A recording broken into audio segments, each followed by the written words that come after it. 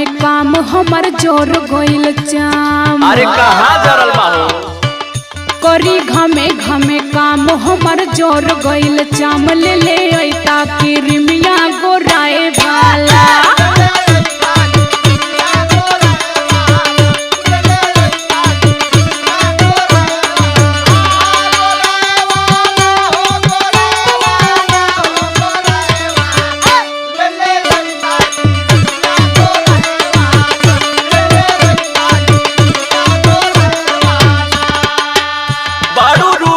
खजाना कैलू असही दीवाना, बड़ू रूप के खजाना कैलू असही दीवाना। गोरी और गोरा के हमर जान ले बुका।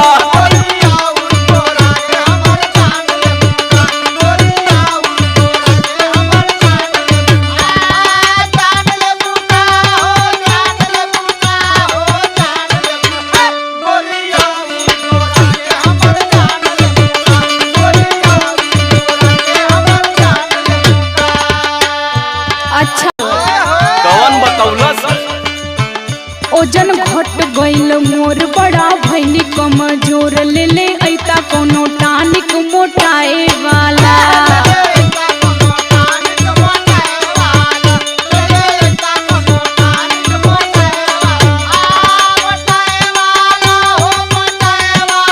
तुम मोटाए के फेरा में पड़ल हो और का?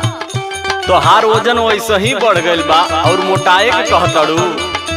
अरे तो हमरे चली ना जाता, देखो तोरा ना गिर जाता नहीं। अरे तो उल्टे बतियावत हो।